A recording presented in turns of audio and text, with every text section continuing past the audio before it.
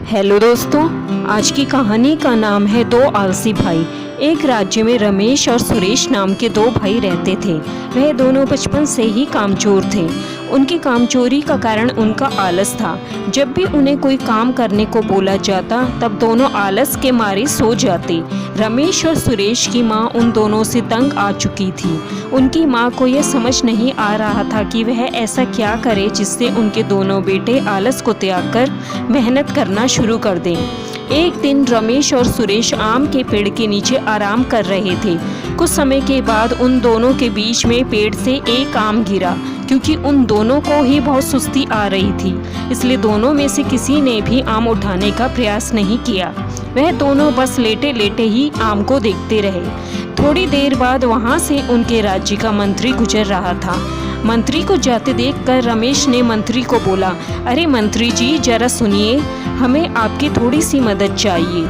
मंत्री बोला, कैसी मदद? रमेश बोला, मंत्री जी, अगर हो सके तो क्या आप मेरे हाथ में यह आम थमा सकते हैं? रमेश की बात मंत्री को अटपटी लगी। मंत्री रमेश से पूछता है, अरे भाई, भला यह कैसा काम हुआ? आम तुम्हारे सामने ही तो पड़ा है, तुम खुद ही ले लो। रमेश बोला, नहीं हो पाएगा मंत्री जी, बहुत मेहनत करनी पड़ेगी। मंत्री ने कहा, यह कैसी मेहनत हुई भला? तुमसे 2 कदम भी नहीं चला जाता क्या? सुरेश ने कहा, हाँ मंत्री जी, यही तो परेशानी है, चलना फिरना किसको पसंद है?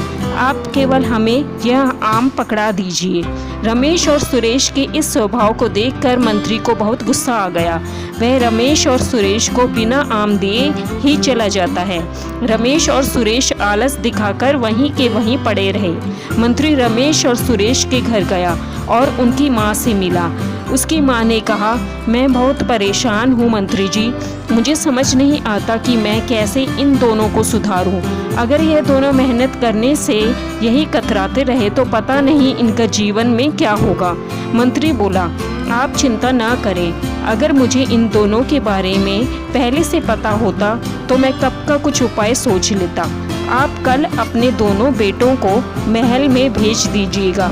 रमेश और सुरेश की माँ उन दोनों को महल जाने के लिए बोलती है। अगले सुबह ही वह दोनों महल में जाकर राजा के सामने पेश होते हैं। राजा रमेश और सुरेश से कहता है, तुम दोनों के लिए मेरे पास एक खास काम है। दोनों भाई कहते हैं, क्या महाराज? राजा कहता है, तुम दोनों कल से राजमहल के एक क्षेत्र की रखवाली करोगे, क्योंकि तुम दोनों को ज़्यादा मेहनत वाले काम पसंद नहीं है, इसलिए यह काम तुम दोनों के लिए अच्छा है। दोनों भाई कहते हैं, ठीक है महाराज, जैसे आपकी आज्ञा। मंत्री कहता है, परंतु ध्यान रखना कि जहाँ तुम रखवाली करने जा रहे हो वहाँ बहुत से कीमती सामान है।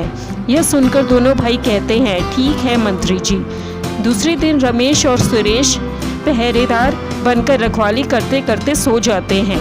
उनकी लापरवाही के चलते महल में चोरी हो जाती है।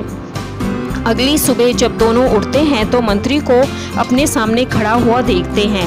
मंत्री गुस्से से बोलता है, आजियों, एक छोटा सा काम दिया था तुम्हें, वह भी ढंग से नहीं कर पाए। अब तुम दोनों मेरे साथ चलो, तुम्हें तुम्हारी गलती के लिए सजा दी जाएगी। राजमहल का बहुत नुकसान हुआ है, तुम दोनों को मृत्युदंड मिलेगा। यह सुनकर रमेश और सुरेश दोनों बुरी तरह से डर जाते हैं। जैसे ही उन दोनों को राजा के सामने पेश किया गया, वह दोनों राजा के सामने गिड़गिड़ाने लगे और कहने लगे, हमें क्षमा कर दीजिए महाराज, हमसे बहुत बड़ी भूल हो गई है। अगर हम आलस नहीं दिखाते और पूरी ईमानदारी से अपना काम करते तो चोरी नहीं होती। हम दोनों वादा करते हैं कि आज के बाद कभी भी आलस नहीं करेंगे।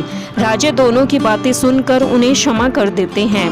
दोस्तों, इस कहानी से हमें यही शिक्षा मिलती है कि हमें कभी भी आलस नहीं करना चाहिए।